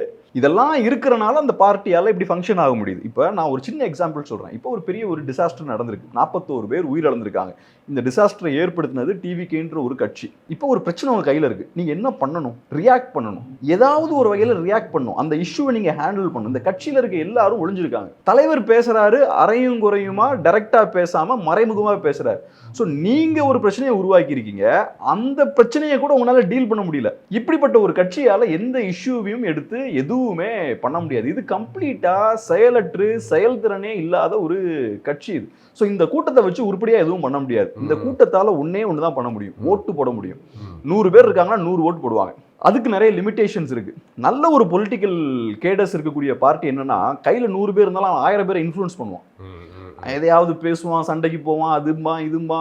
ஒரு 4 பேர் சேர்ந்துட்டாங்கன்னா அங்கே இன்ஃப்ளூயன்ஸ் பண்ணுவான். நான் பிஜேபி நிறைய நோட் பண்ணியிருக்கேன். நம்ம வேற ஏதாவது பிசினஸ் மீட்லாம் இருப்போம், ஏதாவது பேசணும்னா அவங்க டக்குன்னு உள்ள இன்டர்வியூ ஆவாங்க, இன்டர்வியூ ஆகி அவங்களோட ஐடியாலஜி உள்ள கொண்டு வருவாங்க, அதெல்லாம் அவங்க பண்ணுவாங்க. பட் இந்த கூட்டம் வந்து 100 பேர் இருக்காங்கன்னா அது 100 ஓட்டா டிரான்ஸ்லேட் ஆகும், 101 110 இது மாறாது. ஸோ அதனால இந்த கூட்டத்தை நான் பெரிய டேஞ்சரான கூட்டமா பார்க்கல. ஆனா மாற்றம் வருவது தள்ளி போட்டுருவாங்க. இப்ப கரெக்டான ஒரு ஐடியாலஜியை நோக்கி மக்களை மொபிலைஸ் பண்ணும்போது இவங்க ஒரு டைவர்ஷனை கிரியேட் பண்றாங்க. இப்ப பாருங்க, இவங்களை பத்தி ஒரு 2 மாசமா பேசிட்டு இருக்கோம், தேவையே இல்லாம இல்லாம பேசிட்டு இவங்கனால 5 பைசாக்கு ஒரு பிரயோஜனம் கிடையாது. இன்னைக்கு இவ்வளவு பெரிய ஒரு டிசாஸ்டரை இவங்க கிரியேட் பண்ணிருக்காங்க. நான் யோசிக்கிறேன், இப்ப விஜய் அந்த வீடியோ ரிலீஸ் பண்றாரு. விஜய் அந்த வீடியோ ரிலீஸ் பண்ண உடனே செந்தில் பாலாஜி ஒரு ரியாக்ஷனை கொடுக்குறாரு. ஒரு உட்கார்றாரு, நீட்டா ஒரு பிரசன்டேஷனை ரெடி பண்றாரு. இந்த பிரச்சனைகளுக்கு இதுதான் பதில், நீங்க சொல்ற மாதிரி லைட்டு போகல, நீங்க சொல்ற மாதிரி செருப்பு எரிஞ்சது இந்த டைம்ல எரிஞ்சாங்க, அந்த டைம்ல விளக்கம் கொடுக்குறாரு. விஜயோட ஆர்கியூமெண்ட் என்ன, கரூர்ல மட்டும்தான் அந்த பிரச்சனை நடக்குது, சோ உங்ககிட்ட ஆமா அங்க மறைமுகமா செந்தில் பாலாஜி காரணம்னு ஹிண்ட் பண்றீங்க. செந்தில் பாலாஜி மாதிரி உங்களுக்கு ஏன் எக்ஸ்பிளனேஷன் கொடுக்க முடியல? அதை செய்யறது உங்க கட்சியில ஏன் ஒருத்தன் கூட இல்ல? ஒரு சாலிடா ஒரு நல்ல ஒரு பிரசன்டேஷனை ப்ரிப்பேர் பண்ணி, திருச்சியில இப்படி நடந்ததுங்க, திருவாரூர்ல இப்படி நடந்ததுங்க, நாகப்பட்டினம்ல இப்படி நடந்ததுங்க, இங்க எல்லாமே பிரச்சனை இல்லைங்க, ஆனா கரூர்ல சில விஷயங்கள் மாறா நடக்குதுங்க, டிஃபரெண்டா நடக்குதுங்க, அதெல்லாம் சேர்ந்துதான் இந்த மாதிரியான ஒரு கேஆஸை கிரியேட் பண்ணிருக்கு. உங்க பக்கம் நியாயம் இல்லைன்னா கூட நீங்க ஜஸ்டிஃபை பண்ணி ஏதாவது பேசலாம், நார்மலான அரசியல்வாதினா அதை பேசலாம். ஆனா இதை கூட பண்றதுக்கு துப்பு இல்லாம இந்த கூட்டம் இருக்கு. உங்ககிட்ட லட்சக்கணக்கான பேர் இருக்காங்க, நீங்க சொல்றது என்ன, ஆயிரக்கணக்கான பேர் வந்துட்டாங்க, எங்க கிட்ட மாஸ் இருக்கு. ஆனா உங்க மாஸ்ல இருந்து ஒருத்தனால இந்த வேலையை பண்ண முடியல, உங்க தலைவராலையும் பண்ண முடியல, செகண்ட் லெவல் லீடர்ஸாலையும் பண்ண முடியல, விசில் அடிக்கிறவனாலையும் பண்ண முடியல. அப்ப இந்த கட்சிக்கு செயல்திறனே இல்ல. கம்ப்ளீட்டா பயப்பட வேணாம்ன்றீங்க. இது ஒரு செயலற்ற கூட்டம் தான். பயப்படணும்னா என்ன ஆங்கிள் சொன்னா, இப்ப 41 பேரை கொண்டுட்டாங்க. இந்த மாதிரியான டிசாஸ்டர் ஏற்படும், இது பெரிய ஒரு டிசாஸ்டர். அதே மாதிரி எனக்கு என்னன்னா, அதுல இன்னொரு கேள்வியும் இருக்கு. நேரடியாக அவர்களால் இந்த செயல்திறன் அற்றவர்கள் சொல்றீங்க, கன்வின்ஸ் ஆகும் அரசியல் ரீதியா. ஆமா, அரசியல் ரீதியா புரிஞ்சுக்க முடியுது. பட் நான் முன்னாடி கேட்ட மாதிரி பிஜேபிக்கு ஒன்று இருக்குன்னு சொல்றோம் இல்லையா, அவங்களுக்கு ஒரு செட்டப் இருக்கு, ஆர்கனைஸ்டா இருக்கிறாங்க, அவங்க சில விஷயங்களை பண்ண முடியுதுன்னா, பிஜேபி விஜய்க்கு பின்னால் இருந்து அவங்க செயல் திட்டத்தை விஜய் நிறைவேற்ற மாதிரி வச்சோன்னா அவங்க மற்ற விஷயத்துல அவங்க பார்த்துப்பாங்க. இவர் பேசினா மட்டும் போதில்ல, தூண்டி விட்டா மட்டும் போதில்ல, அப்போ ஒன்று ரியாக்ட் ஆகும் இல்லையா? அதான் நீங்க சொல்ற மாதிரி இப்ப இவர் பிஜேபி சைடு போனாங்கன்னா பிஜேபிக்கு அது வலுசு இருக்கும். நான் சொன்னது போல இவங்க கிட்ட கொஞ்சம் ஓட்ஸ் இருக்கு. இப்ப இவரை பாக்குறதுக்கு ஆயிரக்கணக்கான பேர் வராங்கன்னா இந்த கூட்டம் போலிங் பூத்துக்கு போய் ஓட்டும் போடும், அதுல எந்த மாற்று கருத்தும் இல்ல. ஆனா ஐடியாலஜியை ஸ்ப்ரெட் பண்ற ஸ்ட்ரென்த் தான் கிடையாது தவிர ஓட் போடுற ஸ்ட்ரென்த் இருக்கு. அந்த ஓட்டெல்லாம் அந்த பக்கம் ஷிஃப்ட் ஆகும், அதுக்கான வாய்ப்புகளும் இருக்கு. ஏன்னா இப்ப திமுகவை எடுத்துப்போம், திமுக பாஜகவோட கூட்டணி வைக்கிறதுக்கு யோசிப்பாங்க. திமுக தலைமைக்கு விருப்பம் இருந்தாலும் கூட, அந்த கூட்டணியால திமுக தலைமைக்கு லாபம் இருந்தாலும் கூட பாஜகவோட போய் சேர்றதுக்கு தயங்குவாங்க. அதுக்கான காரணம் திமுகவுக்கு ஒரு ஹிஸ்டரி இருக்கு, இன்னைக்கு ஒரு ஐடியாலஜி இருக்கு, ஒரு பொலிட்டிக்ஸ் இருக்கு. அதை மீறி போகும்போது நெகட்டிவ் ரியாக்ஷன் வரும், மைனாரிட்டி ஓட்ஸோ ஆன்டி பிஜேபி ஓட்ஸோ விட்டு பிரிஞ்சு போறதுக்கு வாய்ப்பு இருக்கு. யோசிப்பாங்க. என்டிகே டிஎம்கேவோட அலைன்ஸ் வைக்கணும்னா யோசிக்கலாம், வைக்கவே முடியாது, வச்சா கட்சி காலி ஆயிடும். ஆனா விஜய்க்கு அந்த பிரச்சனை எதுவுமே கிடையாது. விஜயை சுத்தி இருக்கவங்க ஐடியாலஜிக்காகவோ அரசியலுக்காகவோ வந்தவங்க இல்ல, விஜயை நம்பி வராங்க. அது இன்னொரு டேஞ்சர். விஜய் நினைத்தால்னா இங்கேயும் போலாம், அங்கேயும் போலாம், எங்க வேணாலும் போலாம். அவர் நினைச்சா ரிப்பப்ளிகன் பார்ட்டியோட கூட போய் அலைன்ஸ் வைக்கலாம், யாரும் எதுவும் கேட்க மாட்டாங்க. ஸோ அந்த ஒரு சிக்கல் இருக்கு ஐடியாலஜி இல்லாதனால. ஸோ அதனால இப்ப நடக்கிற விஷயங்கள் வச்சு பார்த்தா மேபி அவர் பிஜேபி சைட் போறது கூட வாய்ப்பு இருக்கு. ஏன்னா இந்த இஷ்யூ திமுகவுக்கும் பிரச்சனை, விஜய்க்கும் பிரச்சனை. விஜய்க்கு முக்கியமா பெரிய பிரச்சனை. 41 பேர் இறந்திருக்காங்க, அக்கௌண்டபிலிட்டி ஒன்றும் இல்லை, தப்பு எங்க நடந்தது எதுவும் பேசல. சும்மா புசி ஆனந்த் மேல வழக்கு பதிவு பண்ணியிருக்காங்க, அவரை தேடிட்டு இருக்காங்க, சில பேர் மேல வழக்கு பதிவு பண்ணியிருக்காங்க. இப்ப பாஜக உள்ள என்டர் ஆகுறாங்க. பாஜக உள்ள என்டர் ஆனாங்கன்னா திமுக மேலேயும் அழுத்தம் போட முடியும், விஜய் மேலேயும் அழுத்தம் போட முடியும். திமுகவை நீங்க என்ன பண்ணீங்கன்னு கேட்கலாம், விஜய்க்கு மறைமுகமா அழுத்தம் போடுவாங்க. ஏன்னா விஜய் பொறுத்தளவுல ஆன்டி டிஎம்கே பாலிடிக்ஸ் பேசக்கூடியவர், டைரக்டா அவர் அட்டாக் பண்ண மாட்டாங்க, மறைமுகமா விஜய் மேலேயும் அழுத்தம் போடலாம். இந்த பிரஷரை திமுக மேல அப்ளை பண்ணா திமுக என்ன பண்ணுவாங்க? திமுகவோட ஸ்டாண்ட் எங்க கை சுத்தமா இருக்கு, நாங்க எல்லாம் கரெக்டா பண்ணிட்டோம், அப்ப யார் மேல தப்பு? விஜய் மேல தப்பு. அப்ப நீங்க விஜய் மேல ஆக்ஷன் எடுக்கக்கூடிய இடத்துக்கு தள்ளப்படுவீங்க. சோ விஜய் சுத்திக்கு மேல ஆக்ஷன் எடுக்கிறீங்க, அடுத்தது விஜய் நீங்க போறதுக்கும் வாய்ப்பு இருக்கு. சோ இப்ப விஜய் என்ன பண்றாருன்னா மறைமுகமா ஒரு சிக்னல் கொடுக்குறாரு. அந்த வீடியோ ரிலீஸ் பண்ணார்ல, அந்த வீடியோ மக்களுக்கு ரிலீஸ் பண்ண வீடியோ இல்ல, மக்களுக்கு எதுவுமே அவர் பேசல, அவர் மறைமுகமா திமுகவுக்கு ஒரு சிக்னல் கொடுக்குறாரு. நீங்க என்ன ரொம்ப நெருக்குனீங்கன்னா நான் வேற சைடு போறதுக்கு வாய்ப்பு இருக்கு, உங்களை எக்ஸ்போஸ் பண்றதுக்கு வாய்ப்பு இருக்கு. அவர் இப்போதைக்கு மறைமுகமா லைட்டா எக்ஸ்போஸ் பண்றாரு, உண்மைகள்லாம் ஃபியூச்சர்ல வெளியே வரும்னு சொல்றாரு. சோ நீங்க ரொம்ப புஷ் பண்ணீங்கன்னா உங்களை நான் அட்டாக் பண்றதுக்கு யோசிக்க மாட்டேன். இந்த தைரியம் எப்ப வருது? பிஜேபி உள்ள இறங்கும் போது வருது. ஹேமா மாலினி, அனுராக் தாக்கூர்லாம் உள்ள வரும்போது விஜய்க்கு இந்த கான்பிடன்ஸ் வருது. சோ இப்ப விஜய்க்கு ஒரு டோர் ஓப்பன் ஆகுது. பெரிய ஒரு சிக்கல்ல போய் மாட்டிட்டு இருக்காரு, இப்போ ஒரு டோர் ஓப்பன் ஆகுது. இப்போ இன்னொரு நியூஸ் கூட இன்னைக்கு காலையில் பார்க்குறேன், விஜய்க்கு வழங்கப்பட்ட சென்ட்ரல் கவர்மெண்டோட செக்யூரிட்டிலாம் டபுள் ஆக்குறதுக்கான டிஸ்கஷன்ஸும் போயிட்டு இருக்குன்றாங்க. ஸோ இதெல்லாம் வச்சு பார்க்கும்போது விஜய்க்கு ஒரு பெரிய வரவேற்பு அங்கே காத்திருக்கு, வாங்கன்னு ரெடியாக இருக்காங்க. இல்லை ஏன்னா விஜய் பிஜேபியை கொள்கை எதிராக அறிவிச்சு ஓரளவுக்கு விமர்சனம் பண்ணிட்டு இருந்தாரு. அப்படி இருக்கும்போது இந்த மாதிரி இஷ்யூ வரும்போது நியாயப்படி பிஜேபி அவருக்கு எதிரான முறையில் தான் இருக்கணும். ஆனால் அவரை கூட சேர்க்கணுங்கிற எண்ணத்தோட அவருக்கு ஆதரவாக செயல்படுறாங்க. இப்படி இல்லை ஒரு விஜய்க்கு இருக்கக்கூடிய சிக்கலாக நான் பார்க்கறது, விஜய் நேரடியாக அந்த கூட்டணியில் போய் சேர்ந்தா தமிழகத்தில் அவருடைய ரசிகர்களை தாண்டி மற்றவங்க மத்தியில் அவர் அவருக்கான ரெஸ்பான்ஸ் என்னங்கிறத நம்ம புரிஞ்சுக்க முடியும். அது ஒரு வகையில் ஒரு கட்சியோட ஃபியூச்சரையுமே பாதிக்கிறதுக்கு சான்சஸ் இருக்கு. அதுல இருந்து மீண்டு ஆரம்பிக்கும் போது பிஜேபி கூட போய் கூட்டணி வச்சவர் நீங்க என்னங்க வந்து பேசுறீங்கிறது ஒரு கேள்வியை தொடர்ந்து எதிர்கொள்ள வேண்டியது இருக்கும். அது அவருக்கு வருத்தப்படுறாரா வருத்தப்படலைங்கிறது அவரோட விஷயம். பட் எனிவேஸ் இங்க ஒரு ஸ்ட்ரகிள் பண்ண வேண்டியது இருக்கும். ஸோ நேரடி கூட்டணிக்கு போறதுக்கு வாய்ப்பு இருக்குன்னு நம்புறீங்களா, அல்லது மறைமுகமாகவே என்ன பின்னாடி இருந்து சப்போர்ட் பண்ணிக்கோங்க அப்படிங்கிற மூட்ல இருப்பாரோ? இப்போ ரெண்டு விஷயம். போன தடவை நான் வந்து ஒரு விஷயம் சொன்னேன், விஜய் வந்து திமுகவோட பி டீம்னு சொன்னேன். எனக்கு அதுக்கு ப்ரூஃப் கிடையாது. ஆனா எதை வச்சு அதை நம்ம சொல்றோம்னா அவரோட செயல்பாடுகள். இன்னைக்கு வரைக்கும் விஜய் செய்யற விஷயங்கள் எல்லாமே திமுகவுக்கு சாதகமா தான் இருந்திருக்கு. விஜய் தனியா இருக்கிற வரைக்கும் அட்வான்டேஜ் டிஎம்கே. ஏன்னா அவர் பேசுறது ஆன்டி டிஎம்கே பொலிட்டிக்ஸ், அது ஏடிஎம்கேவோட ஓட்ஸை உடைக்கும். ஸோ விஜய் பேசுற விஷயங்கள் எல்லாமே திமுகவுக்கு லாபம். விஜய் தனியா இருக்கிற வரைக்கும் திமுகவுக்கு விஜய் லாபம். ஆனா விஜய் அந்த சைடு போயாச்சுன்னா அது திமுகவுக்கு ஹெவியா அது பேக் ஃபயர் ஆயிரும். பெரிய காம்படிஷன் கிரியேட் பண்ணும். காம்படிஷன்றதை விட அது சொல்லிடலாம், திமுக தோத்துருவாங்கன்னு சொல்லிடலாம். ஏன்னா ஆன்டி டிஎம்கே ஓட்ஸ் எல்லாமே கன்சால்டேட் ஆயிரும். பிரச்சனையே இருக்காது. அதுக்கப்புறம் அவங்களுக்கு ஆன்டி டிஎம்கே ஓட்ஸ் இப்போ நல்லா இன்க்ரீஸும் ஆயிருக்கு. திமுகவுக்கு இருக்கிற அட்வான்டேஜ் என்னன்னா ஆன்டி டிஎம்கே ஓட்ஸ் செதறி இருக்கு. விஜய் எங்க போயிட்டாருன்னா கன்சால்டேட் ஆயிரும், எந்த பிரச்சனையுமே இருக்காது. ஆனா இப்ப திமுகவும் சும்மா சாதாரணமாலாம் விட மாட்டாங்க. ஏன்னா விஜய் வந்து பாம்பேலயோ டெல்லியிலயோ இல்ல, இல்லாட்டி ஹாலிவுட்லயோ இல்ல. விஜய் படம் பண்ண வேண்டியது தமிழ்நாட்டுல கோலிவுட்ல இருக்கார். இங்க பொலிட்டிஷியன்ஸோட பவர் ரொம்ப ஸ்ட்ராங்கா இருக்கும், குறிப்பா திமுகவோட பவர் ரொம்ப ஸ்ட்ராங்கா இருக்கும். ஸோ விஜய் நினைச்ச மாதிரி ஈஸியா அங்கேயும் போயிட முடியாது. இது கொஞ்சம் சிக்கலான காலகட்டம் தான். விஜய் கரெக்டா பேலன்ஸ் பண்ணி ரெண்டு பேரையும் டீல் பண்ண வேண்டிய கட்டாயம் இருக்கு. இப்போ நீங்கள் கேட்குற விஷயம் என்னன்னா, விஜய் அந்த பக்கம் போனால் அவரோட பொலிட்டிக்கல் கெரியரை எப்படி டிட்டர்மின் பண்ணும், அது எப்படி அஃபெக்ட் பண்ணணும்னு கேட்குறீங்க. இப்போ விஜய் தனியாக இருக்கார். விஜய் தனியாக இருந்தால் அவருக்கு பெஸ்ட்டு. ஏன்னா பாஜகவோட போய் சேர்றாருன்னு வச்சுப்போம். ஃபர்ஸ்ட் எலெக்ஷன்லேயே மாற்று அரசியல்ன்ற பிம்பம் உடஞ்சு போயிடும். எப்போவுமே புதுசாக ஒரு நடிகர் வராருன்னா ஒரு ஃப்ரெஷ்னஸ் இருக்கும். இவர் வித்தியாசமான ஆள், மாற்று அரசியல்ன்ற அந்த இமேஜ் இருக்கும். அது புதுசாக கொஞ்சம் ஃப்ரெஷ் ஓட்ஸை உள்ளே கொண்டு வரும். நீங்கள் முதல் எலெக்ஷன்லேயே அதிமுகவோட போய் சேர்றீங்கன்னா உங்களுக்கும் அவங்களுக்கும் வித்தியாசம் இல்லை, நீங்களும் அவங்களோட ஆள் தான் அப்படின்ற மாதிரி ஆகி போயிடும். ஸோ இந்த சிக்கல் இருக்குது. ரெண்டாவது, நீங்கள் ஃபர்ஸ்ட் எலெக்ஷன்லேயே இபிஎஸோட ரைட் ஹேண்ட் மாதிரி ஆகி போயிருவீங்க. இப்போ விஜயோட ரசிகர்கள் அவரை சிஎம்னு பார்த்துட்டு இருக்காங்க. இப்போ நம்ம ஏதாவது வீடியோ பேசினா கூட 26ல் பாருங்கடா, அவங்க எல்லாத்துக்கும் சர்ப்ரைஸ் இருக்குடா, எங்கள் தலைவர் ஜெயிப்பாடுறா, நீங்கள் என்ன பேசினாலும் பதில் இதுதான் விஜய் ரசிகர்களுக்கு. ஸோ விஜய் ஒரு சிஎம் மெட்டீரியல்னு பார்த்துட்டு இருக்காங்க, அடிச்சு தூள் பறத்த போறாருன்னு பார்த்துட்டு இருக்காங்க.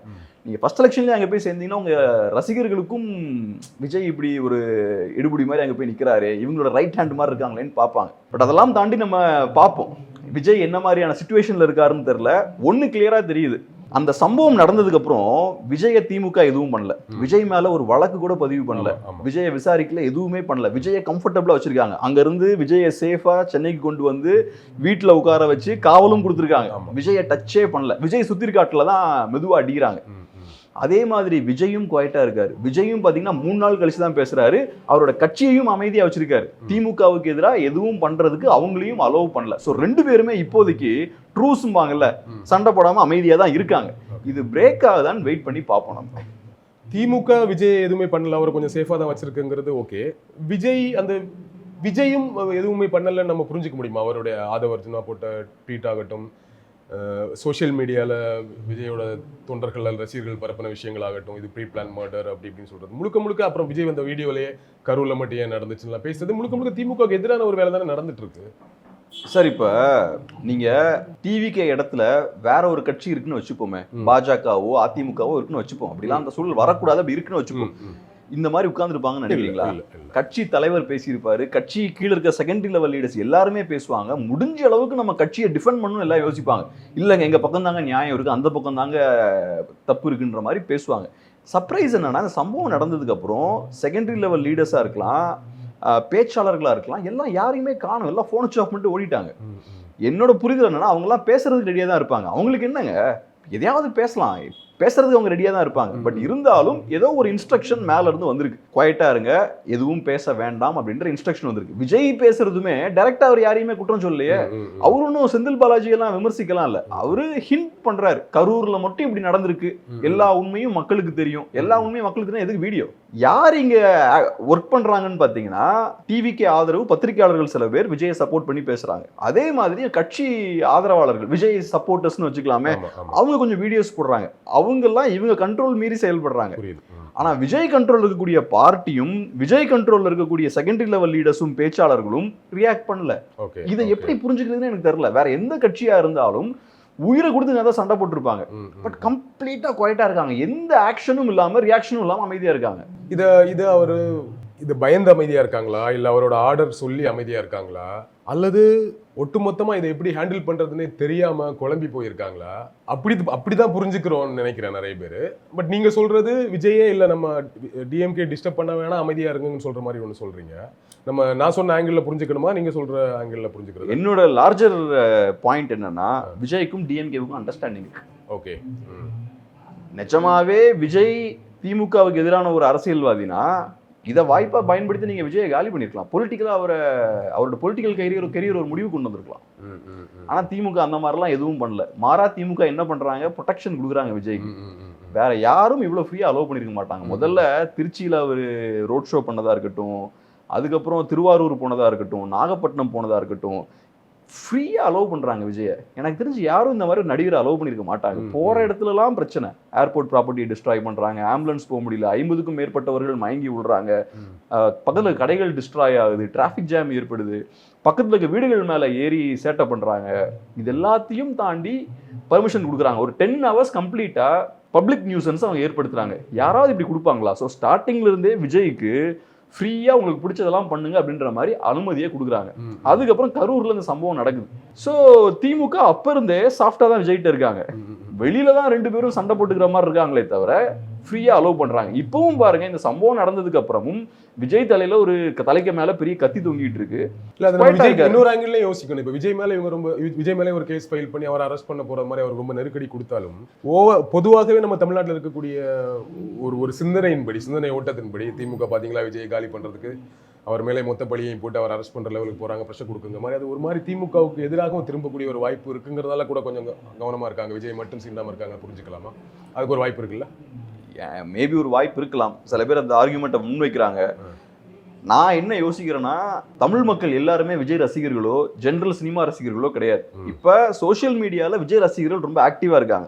ஏன் ரொம்ப ஆக்டிவா இருக்காங்கன்னா, அவங்க தலைவர் பிரச்சனையில இருக்காங்க. தலைவர் பிரச்சனையில இருக்கும்போது தொண்டர்கள் பயங்கரமா கொந்தளிக்கிறாங்க. அவங்களுக்கு வெளியே வந்து ப்ரொடெஸ்ட்லாம் பண்ண தெரியாது. ஸோ சோசியல் மீடியால ஆக்டிவா இருக்காங்க. இது ஜெனரல் தமிழ் பப்ளிக்கோட பார்வையா நான் பார்க்கல. என்னோட சாலிட் நம்பிக்கை என்னன்னா, ரசிகர்கள் ஒரு 5-10% இருப்பாங்க. அதுக்குன்னு அதிகமாக தான் சொல்றேன். மீதி 80-90% மக்கள் தினம் வேலைக்கு போவாங்க, ஃபேமிலியை பார்ப்பாங்க, குழந்தைகளை பார்த்துப்பாங்க. அவங்களுக்கு சீரியஸான ஒரு பொலிட்டிக்கல் பார்வை இருக்கும். ஒரு கட்சி, ஒரு தலைவர், அவங்களோட செயல்பாடுகளால் 41 பேர் இறந்திருக்காங்கன்னா அதை செஞ்சவர் கண்டிப்பா அரெஸ்ட் பண்ணப்படணும், அவர் தண்டிக்கப்படணும்.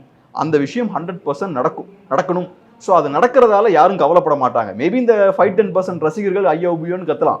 ஆனா ஜென்ரலான தமிழ் பொதுஜன மக்கள் இதை ஏத்துப்பாங்க. நான் எப்பவும் சொல்ற விஷயம் இதுதான். ஒரு சைலண்ட் மெஜாரிட்டி இருக்காங்க. இந்த சைலண்ட் மெஜாரிட்டி பார்த்தா நம்ம யூடியூப்ல கூட வந்து கமெண்ட்லாம் பெருசா போட்டுருக்க மாட்டாங்க. சைலண்டா ஒரு லைக் அனுப்புவாங்க, இல்லைன்னா வியூஸ்ல அவங்க இருப்பாங்க. வந்து அது இதுன்னு திட்ட மாட்டாங்க, பெருசா பாராட்டவும் மாட்டாங்க, குவைட்டா இருப்பாங்க. அவங்க சென்சிபிளான ஆட்களாவும் நிறைய நேரங்கள்ல இருப்பாங்க. ஸோ அந்த சைலண்ட் மெஜாரிட்டி இருக்காங்க பாருங்க, அவங்க எனக்கு என்னமோ விஜய் தப்பு பண்ணியிருக்காருல்ல, என்னமோ ஒண்ணுமே பண்ணலான்னு சொல்ல முடியாது. இப்போ நான் கேட்கிறேன், செந்தில் பாலாஜி வந்து இவ்வளவு அழகா பிரசன்ட் பண்றாரு, எங்க பக்கம் தப்பே இல்லைன்னு. விஜயால ஏன் பண்ண முடியல? உங்க பக்கம் நியாயம் இருந்தா பண்ணுங்க. அதே மாதிரி நீட்டா ஸ்டெப் பை ஸ்டெப் சொல்லுங்க. இந்த இடத்துல ஒரு கான்ஸ்பிரசி நடந்திருக்குங்க, அவரை பாருங்க, அந்த இடத்துல ஏதோ ஒரு செருப்பு எறிகிறாரு, அது ஏதோ சொல்லுங்க. உங்களால எதுவுமே பண்ண முடியலையே, ஒரு ஃபேக்ட், ஒரு எவிடன்ஸை முன்வைக்க முடியலையே. ஸோ நீங்க உங்களை டிஃபெண்டே பண்ணிக்கலங்க. ஏன் இவ்வளவு அமைதியா இருக்கீங்க? ஒரு விஷயம் நான் கேட்கிறேன். எனக்கு நான் ரொம்ப ஷாக்கிங்கான விஷயம், இதுல அரசியல் எல்லாத்தையும் தாண்டிட்டு அடிப்படையில ஒரு மனிதன், ஒரு கட்சி தலைவன் வேற, நம்மை நம்பி வந்தவர்களுக்கு ஒரு பிரச்சனைனா நம்ம ஒன்று ரியாக்ட் பண்ணணும்ல. ஒரு மனிதனா நம்ம ஒன்று ரியாக்ட் பண்ணல. அந்த ரியாக்ஷன் விஜய் கிட்ட இருந்து வரல. ஷாக்ல இருந்தாரெல்லாம் சொன்னாங்க, நான் அதெல்லாம் ரிசீவ் பண்ணிக்க மாட்டேன். இந்த ஷாக்குங்கிறது ஓகே தான், அந்த ஷாக்கோட ரிஃப்ளெக்ஷன் என்னன்னு தான் யோசிக்கணும். ஷாக்கோட வினையினால நான் ஷாக் ஆகிட்டேன். இப்படி ஒரு விஷயம் இருந்ததுன்னா நான் மக்களை நோக்கி தானே ஓடுவேன். ஷாக் ஆகிட்டு நான் என் வீட்டுக்கு ஓடுறது ஷாக் ஆகாதுன்னு நினைக்கிறேன். ஸோ எனக்கு அதில் பெரிய அதிருப்தி இருந்தது, கோபம் இருந்தது. பட் அதை தொடர்ந்து 3வது நாள் அந்த வீடியோ போடும்போது கூட அவர்கிட்ட அந்த குற்ற உணர்ச்சி துளியும் இருந்தது மாதிரி நான் பார்க்கல. கொஞ்சம் கூட அந்த குற்ற உணர்ச்சி இல்லை. அவர் எங்கேயுமே குறைந்தபட்சம் ஏதோ ஒரு வகையில் இவர் பேசின விஷயத்தெல்லாம் கூட அதோட சேர்த்து நானும் ஒரு வகையில் இந்த நிகழ்வுக்கு காரணமாயிட்டேங்கிற வார்த்தையாக சேர்த்துருப்பாரோன்னு நினைச்சேன். அது கூட இல்லை. அப்படிங்கும் பொழுது கரூர்லேருந்து நம்ம மக்கள் அனுப்பக்கூடிய வீடியோக்கள்லாம் பார்க்குறேன், நமக்கு ஆதரவான்றாரு. கரூர்லேருந்து அவ்வளோ மக்கள் நெகட்டிவான வீடியோஸ் அனுப்புறாங்க. இவர் திட்டி இவர் மேலே கோவப்பட்டு அனுப்புறாங்க. யதார்த்தத்தை பார்க்க மாட்டாரா, புரிஞ்சுக்க மாட்டாரா, இல்லை நெகட்டிவிட்டியை அக்செப்ட் பண்ணவே மாட்டேங்கிறாரா? ஒரு ஸ்டார்ஸ் எப்பவுமே நமக்கு சினிமா ஏரியாவில் பழகும்போது தெரியும். இந்த ஸ்டார் சோகால்டு சூப்பர் ஸ்டார்ஸ் வந்து எப்பவுமே பாசிட்டிவான விஷயங்களை மட்டும்தான் கூட வச்சிருப்பாங்க. நெகட்டிவான ஒரு ரிவ்யூவை கூட இருக்கவங்க சொல்ல முடியாது. இப்படிதான் அவங்க சைக்காலஜிக்கலாக எப்படி தான் இருப்பாங்க. இன்னும் அதே மனையில இருக்காரோன்னு எனக்கு ஒன்று தோணுச்சு. நீங்க எப்படி புரிஞ்சுக்கிறீங்க? எனக்கு என்னமோ விஜய் கொஞ்சம் கிளவரான ஆள். அவருக்கு கிரவுண்ட் சிச்சுவேஷன் என்னன்னு தெரியும் டெஃபினட்டா.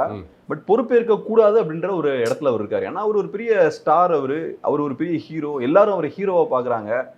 ஸோ அதனால நான் தப்பு பண்ணிட்டேன் அப்படின்னு சொன்னா அவர் ஹீரோவா இருக்க மாட்டார். அவர் சாதாரண மனிதன் ஆயிடுறாரு. ஸோ அவரு கடவுள் இல்ல, அந்த ஸ்டேட்டஸ்லயே அவர் இருக்கார்.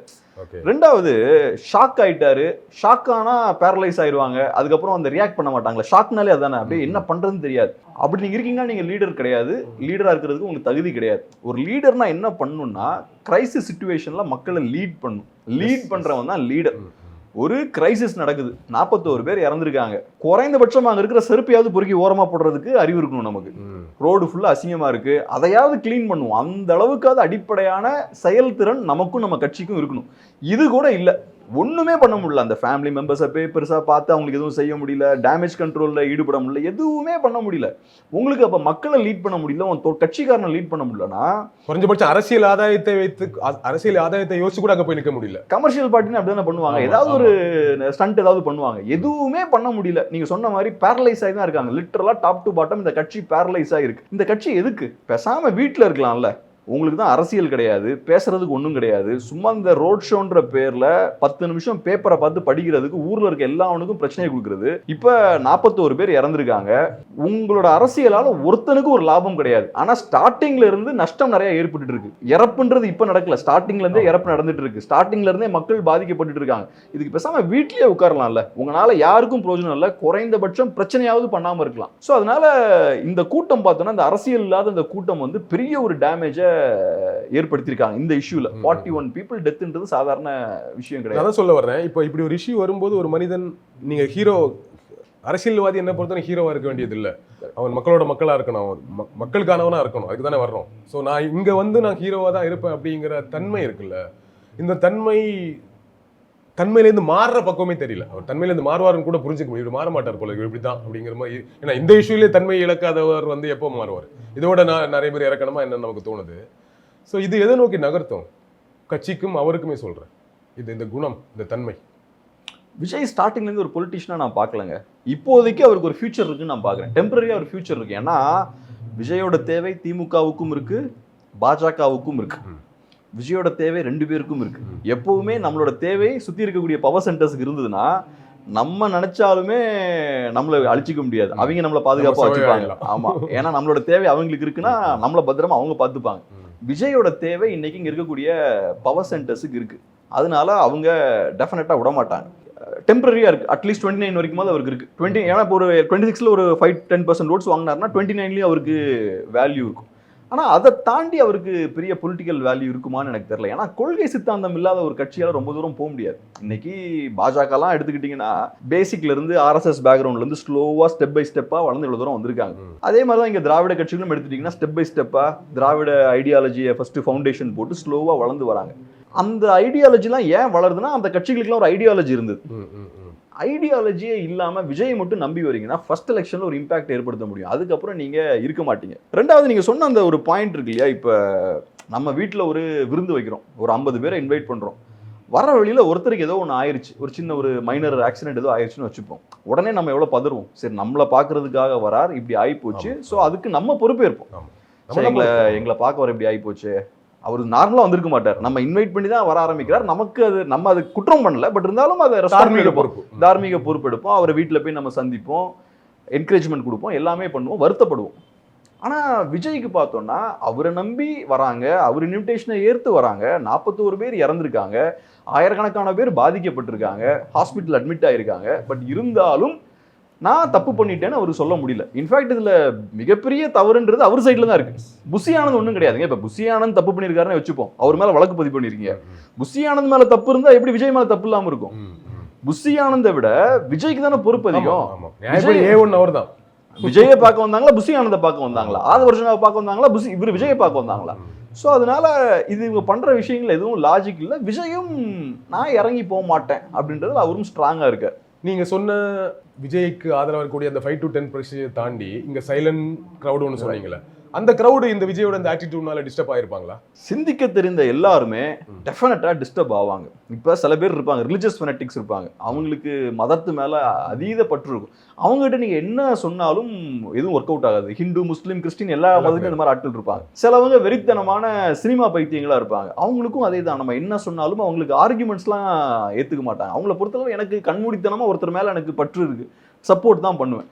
அந்த கூட்டத்துக்கிட்ட எதுவும் நம்ம பேச முடியாது, எதுவும் செல்லாது. சாதாரண ரேஷனலா யோசிக்கக்கூடிய மனிதர்கள்கிட்ட லாஜிக்கலா நம்ம ஆர்குமெண்ட்ஸை முன்வைக்கும் போது நடக்கிற விஷயங்களை அவங்க பார்க்கும்போது கண்டிப்பா விஜய் அவங்க ஏத்துக்க மாட்டாங்க. இது பெரிய ஒரு செட்பேக் தான் விஜய்க்கு.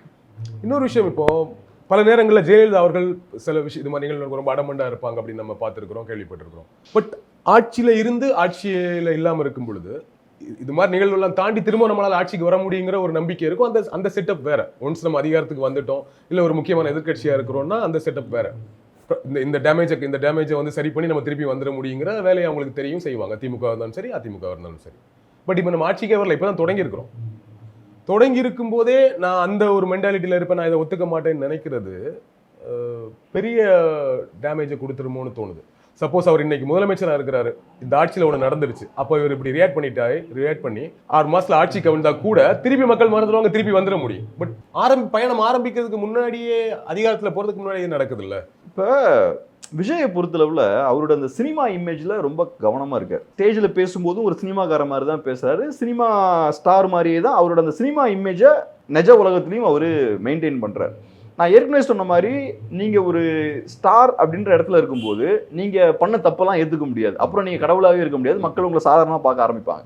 ரெண்டாவது, ரஜினிக்கும் விஜய்க்கும் ஒரு டிஃபரன்ஸ் இருக்கு. ரஜினி அரசியலுக்கு வந்தப்போ இதே மாதிரி நான் பயங்கரமா விமர்சிச்சுட்டு இருந்தேன். ஆனா ரஜினி எனக்கு ஒரு விஷயத்த பிடிக்கும், ரஜினி சினிமாவையும் பர்சனலையும் பிரிச்சுக்கிட்டார். சினிமால சூப்பர் ஸ்டாரா வருவாரு, நேரில் பார்க்கும்போது ஒரு ஷார்ட்ஸை போட்டுட்டு ஒரு வேட்டியை கட்டிட்டு டோப்பாலாம் இல்லாம ரொம்ப சாதாரணமா மேக்கப்லாம் இல்லாம இருப்பார். அது ரொம்ப அவசியம்னு நினைக்கிறேன்.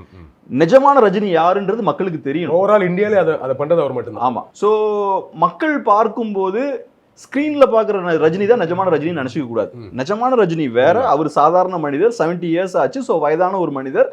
சினிமால பாக்குற ரஜினி வேற. ஆனா விஜய் பாத்தீங்கன்னா அந்த செப்பரேஷன் அவர் இது வரைக்கும் பண்ணல.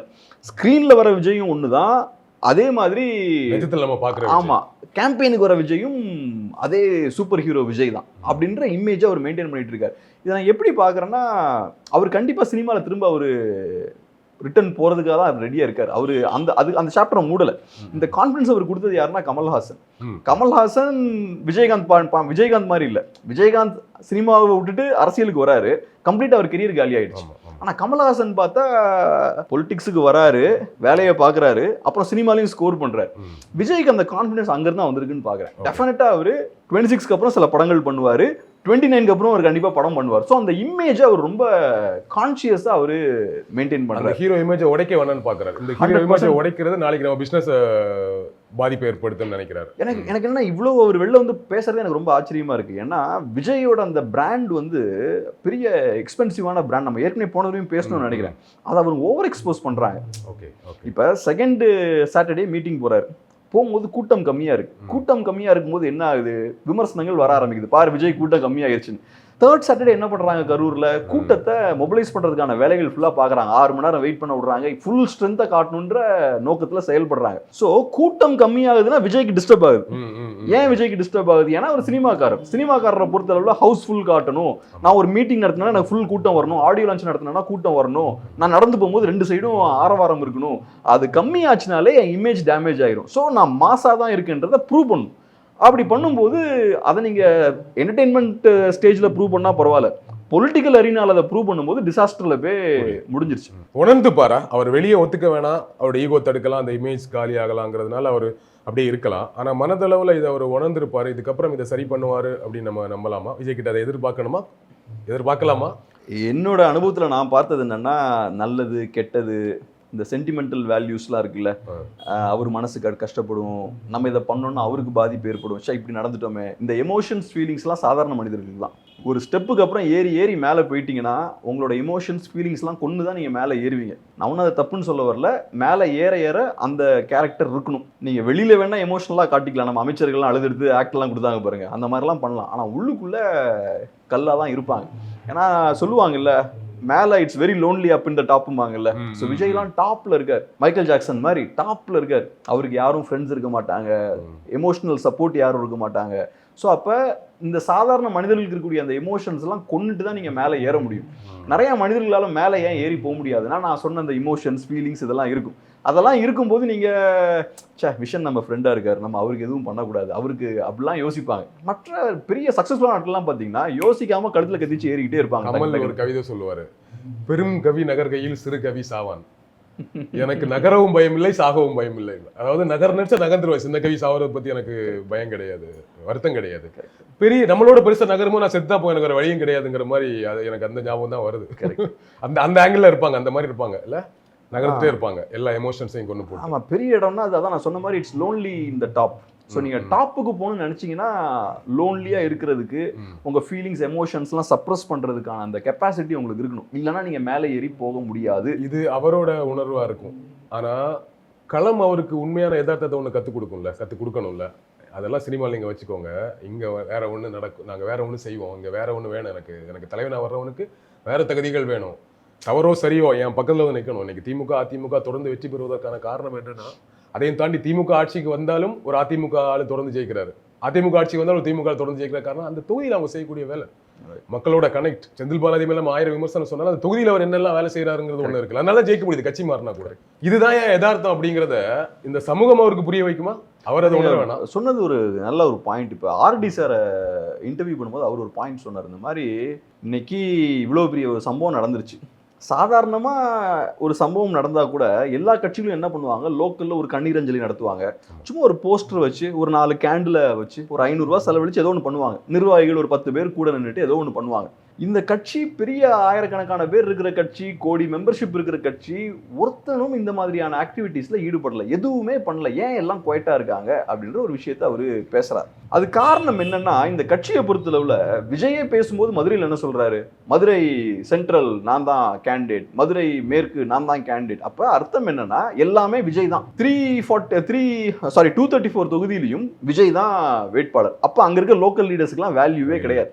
நீங்கள் எப்போ லோக்கல் லீடர்ஸுக்கு பவர் கொடுத்து நீ உன்னை பலப்படுத்திக்கோ, நாளைக்கு ஒன்று இன்னும் க்ரோ பண்ணி நான் விடுறேன்ற அந்த ஆப்ஷன் கொடுக்கும்போது தான் நம்ம சொன்ன அந்த வேலைகள்லாம் பார்ப்பான். இப்போ அவனுக்கு என்ன லாபம் இருக்குது? நான் எது கண்டிப்பாக நடத்தணும், எனக்கு என்ன பிரயோஜனம் இருக்குது? விஜய்க்காக தான் நாங்கள் ஓட்டு விட போகுது. ஒன்று இன்னொன்று வந்து எல்லாமே விஜய் அப்படின்னா விஜய் என்ன செய்யறாரோ அதான் செய்ய முடியும். விஜய் செய்யும் போது கீழே இருக்கவங்க செய்ய முடியாது. விஜய் அப்புறம் கரெக்ட், விஜய் ஸ்டாண்ட் எடுக்கணும் முதல்ல. இப்போ மேலே விஜய் ஸ்டாண்ட் எடுக்காம செகண்ட் லெவல் லீடர்ஸும் ஒன்றும் பண்ண முடியாது, கீழே இருக்கிற நிர்வாகிகளும் ஒன்றும் பண்ண முடியாது. ஆனால் அவங்க எதுவுமே பண்ணுறதுக்கு ரெடியா இல்லை. ஒரு கண்ணீர் அஞ்சலி கூட செய்யறதுக்கு அவங்க ரெடியா இல்லை. அது காரணம் எனக்கு என்ன பிரயோஜனம் அப்படின்றது அவங்களோட பார்வையா இருக்கு. அதனால பொலிட்டிக்ஸே இல்லாத, செயல்பாடே இல்லாத ஒரு கட்சியா இருக்கு. அப்புறம் இன்னொன்று என்னன்னா, நான் எப்படி பாக்குறேன்னா, விஜய் இப்போ ரொம்ப இன்செக்யூர்டாகவும் இருப்பார். ஃபர்ஸ்ட் அண்ட் ஃபார்மோஸ்ட் விஜய் வந்து ஒரு ஆக்டர். 30 இயர்ஸ் அவரோட கெரியரை பில்ட் பண்ணியிருக்காரு. விஜயோட ஸ்ட்ரென்த்தே என்னன்னா அவரோட ஃபோக்கஸ் தான். அவர் ரஜினி மாதிரி கரிஸ்மேட்டிக்கான ஆள் கிடையாது, பெரிய ஸ்கிரீன் பிரசன்ஸ் கிடையாது, கமல் மாதிரி பெரிய வெர்சடைலான ஆக்டர் கிடையாது, பயங்கரமா தியேட்டர் அந்த ஒரு ஸ்டேஜ்ல எல்லாம் பெர்ஃபார்ம் பண்ற மாதிரியான பவர்ஃபுல் பெர்ஃபார்மர் கிடையாது. ஆனால் விஜயோட ஸ்ட்ரென்த் என்னன்னா அவரோட டிசிப்ளின், அவரோட ஃபோக்கஸ், டெட்லி ஃபோக்கஸ். 30 இயர்ஸ் எந்த டைவர்ஷனும் இல்லாமல் ஃபோக்கஸ் அதை ஃபோக்கஸ் பண்ணுறாரு. அதனால தான் நீங்கள் பார்த்தீங்கன்னா அஜித்லாம் திடீர்னு வெயிட் பண்ணுவார், திடீர்னு கம்மி பண்ணுவார், திடீர்னு பைக்னு அந்த சைடு போவார். இவர் அந்த அட்டென்ஷன் டைவர்ஷன்லாம் கிடையாது, வெறும் சினிமா தான். மறக்கவே முடியாது. எனக்கு பிரைன் லாராவும் அந்த ஞாபகம், அவர் திடீர்னு கால்ஃப் ஆட போறேன்னு போயிட்டாரு ஒரு 2-3 வருஷமா. எனக்குலாம் அந்த டைம்ல மனசே உடஞ்சு போச்சு. அது காரணம் அவருக்கு அந்த ஃபோக்கஸ் இல்லை. விஜய் நீங்க சொல்ற விஷயம் உண்மை. Vijay deadly focus. பாருங்க, நான் ஸ்கூல்லாம் படிக்கும் போது விஜய் எடுத்துக்கிட்டிங்கன்னா அப்போ மூஞ்செல்லாம் ஊதி போயிருக்கும், லிப்ஸ் எல்லாம் ரெட்டாக இருக்கிற மாதிரி இருக்கும். இப்போ இருக்கிற அந்த இன்டென்சிட்டி இருக்காது. ஆனால் போக போக போக அவரோட ஷேப் எல்லாமே மாறுது, பர்ஃபெக்டாக இருக்கார். இப்போ போக போக பெட்டர் ஆகிட்டே இருக்கார். அது காரணம் பர்ஃபெக்டாக செய்ய வேண்டிய விஷயங்களை அவர் செஞ்சுக்கிட்டே இருக்கார், டிசிப்ளின்டாக செய்கிறார். ஸோ இவ்வளவு கஷ்டப்பட்டு அந்த எம்பையரை அவர் பில்ட் பண்ணியிருக்காரு, ஒரு இமேஜை பில்ட் பண்ணியிருக்காரு. அது இப்போ உடையிறதுக்கான வாய்ப்பு இருக்குது. ஸோ விஜய் அவர்கள் ரொம்ப இன்செக்யூர்டாக, ரொம்ப பயந்து போய் இருப்பார் அப்படின்றதான் என்னோட கணிப்பு. ஏன்னா நடிகர்களுக்கு தெரியும் இது ஒரு பிம்பம் தான். இப்போ ஒரு இலான் மஸ்கோ, ஒரு ஆல்பர்ட் ஐன்ஸ்டைன் இருக்காங்கன்னு வச்சுப்போமே, அவங்களுக்கு ஒரு பெரிய இமேஜ் இருக்குல்ல, அதுக்கு அவங்க சில விஷயங்களை கிரவுண்ட்ல பில்ட் பண்ணியிருக்காங்க. நடிகர்களுக்கு அப்படி கிடையாது. இது ஒரு அடித்தளமே இல்லாத சும்மா அந்த பிம்பம் அங்க இருக்கும், எப்ப வேணா உடையும். கல்ல விட்டு எரிஞ்சா அது உடஞ்சிடும். அது ரொம்ப சிம்பிள், பார்க்க தான் ரொம்ப பெருசா இருக்கும், தட்டினா கீழே விழுந்துடும். ஃபவுண்டேஷன் இல்லை. இப்ப திடீர்னு ராமராஜன் பார்த்தா பெரிய ஸ்டாரா இருப்பாரு, 5 வருஷத்துல தூக்கி போட்டு போயிருவாங்க. டிஆர் பெரிய ஸ்டாரா இருப்பாரு, திடீர்னு பட்டுன்னு காமெடி ஆக்கிடுவாங்க. நிறைய பேர் மோகன் எவ்வளவு பேர் மோகன் அந்த மாதிரிலாம். ஸோ இவங்களுக்கு தெரியும் இந்த பிம்பம்ன்றது நான் ஒரு ஸ்டார்னு அவங்க நம்புற வரைக்கும் தான், நான் ஒரு ஹீரோன்னு அவங்க நம்புற வரைக்கும் தான். அது உடையிறதுக்கான வாய்ப்பும் இருக்கு. இந்த மாதிரியான சம்பவங்கள்லாம் வரும்போது அவங்கள ரொம்ப டிஸ்டர்ப் பண்ணும். ஏன்னா ஆக்டர்ஸுக்கு இந்த பேசிக்காவே ஆக்டர்ஸ் நிறைய பேர் நார்சிசிஸ்டா இருப்பாங்க. அந்த நார்சிசிசம் இருந்தால் தான் ஒரு ஆக்டரா இருக்க முடியும். எல்லாரும் என்ன பார்க்கணும், அட்டென்ஷன் என் சைடில் இருக்கணும், என்ன பார்த்து அட்மையர் பண்ணணும், அது நேச்சுரலாக நிறைய ஆக்டர்ஸ் அப்படி இருக்கிறவங்க தான் அதை நோக்கி நகருவாங்க, ஜெயிக்கவும் செய்வாங்க. ஏன்னா இந்த என்டர்டெயின்மெண்ட் இண்டஸ்ட்ரியே அவங்களுக்கான இண்டஸ்ட்ரி தான். ஸோ அதனால இதெல்லாம் வச்சு பார்க்கும்போது எனக்கு விஜய் மேலே கொஞ்சம் வருத்தமும் உண்டு. வருத்தம்னா கொஞ்சம் பாவமாகவும் இருக்கும். ஏன்னா ஒரு 30 years எக்ஸ்ட்ராடனரி ஒர்க் பண்ணியிருக்காரு. எனக்கு அது பெரிய இன்ஸ்பிரேஷன்.